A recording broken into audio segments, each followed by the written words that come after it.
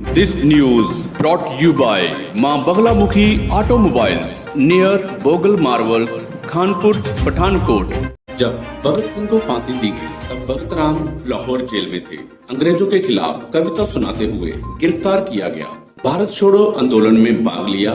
हमीरपुर के कहरोटा गांव और उसके आसपास साहस और सादगी की बात करते हैं और लोग स्वतंत्रता सेनानी लाला भगत राम कहरोता को याद करते हैं। उनका जन्म 22 दिसंबर 1914 को हमीरपुर के बोरंज उपखंड के कहरोटा गांव में हुआ था। उनके पिता रावलू राम एक व्यापारी थे और मां संगरू देवी एक आध्यात्मिक महिला थी। भगत राम ने 6ठी कक्षा तक मूरखंड सरकारी स्कूल में पढ़ाई की और बाद में बोरंज सरकारी हाई स्कूल में चले गए। उन्होंने अपने जीवन में एक महत्वपूर्ण मोड़ का अनुभव किया जब उन्होंने बोरंज के द्वारा करने वाले एक ब्रिटिश अधिकारी के खिलाफ नाराजगी देखी। 1930 में 8वीं कक्षा में पढ़ते हुए उन्होंने नादौन में एक कांग्रेस रैली में भाग लिया और अंग्रेजों के खिलाफ एक कविता का पाठ करते हुए गिरफ्तार किया गया और मुकदमे के दौरान कांगड़ा जिले के धर्मशाला में जेल गए। उन्हें 1 साल के कारावास की सजा सुनाई गई और उन्हें गुरदासपुर, फिरोजपुर और अंत में लाहौर की जेल में समय बिताया। मार्च 1931 में जब भगत सिंह को फांसी दी गई तब वह लाहौर जेल में थे। उनके पोते अतुल कहरोटा का कहना है कि लाला भगत राम ब्रिटिश अधिकारियों के साथ अपने अनुभव सुनाया करते थे।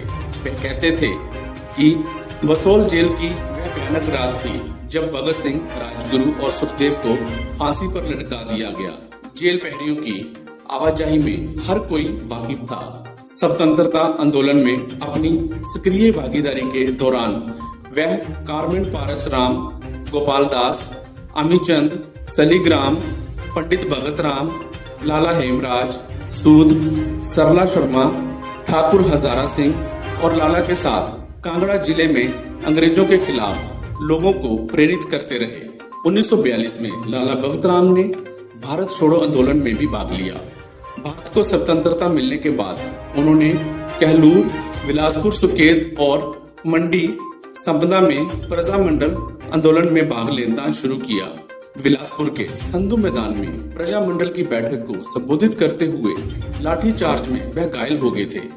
उनके परिवार के साथ उनका प्रवेश कहलूर, सुकेत और मंडी राज्यों में प्रतिबंधित था और इन राज्यों में सभी संपत्तियों को शासकों द्वारा जब्त कर लिया गया।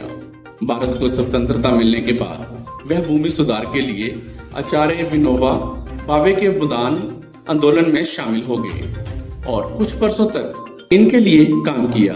लाला भगत राम 12 दिसंबर 1999 को 85 वर्ष की आयु में अंतिम सांस लेने तक राजनीतिक में सक्रिय रहे।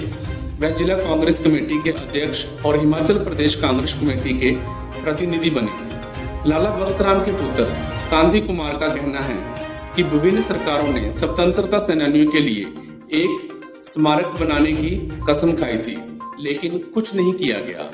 लाला भगत राम के नाम पर स्थानीय स्कूल का नाम बदलने का प्रस्ताव था, लेकिन कोई फायदा नहीं हुआ। स्वतंत्रता सेनानियों के परिजनों को कम से कम एक सरकारी नौकरी देने की घोषणा की गई थी, लेकिन अभी वह कागजों पर ही रह गई। लाला भगत राम के 4 बेटे हैं, कांति कुमार, करमचंद कटना, मदन लाल और देशराज, और 3 बेटियां विद्या देवी, राजन देवी और विमला देवी। स्वतंत्रता सेनानी लाला भगत राम के बेटे कांति कुमार का कहना है कि सरकारों ने स्वतंत्रता सेनानियों को स्मारक बनाने की कसम खाई थी, लेकिन कुछ भी नहीं किया गया। लाला भगत राम के नाम पर एक स्कूल का नाम बदलने का प्रस्ताव था, लेकिन कोई फायदा नहीं हुआ। क्रांतिकारियों के परिजनों के लिए सरकारी नौकरियों की घोषणा नहीं हुई है। खुशखबरी, खुशखबरी, खुशखबरी। आपके शहर पठानकोट के खानपुर में मंत्रा ई बाइक का शोरूम खुल चुका है। MS बगलामुखी ऑटोमोबाइल्स, एक ऐसी ई बाइक जिससे आपके मनपसंद कलर मौजूद हैं। न्यू मॉडल आकर्षक backlight, front wheel disc brake, electronics meter, finance facility available with Manappuram finance limited. Dealership लेने के लिए अभी कांटेक्ट करें। गरोटा, सुंदरचक, तारागढ़, कठुआ, मीरथल।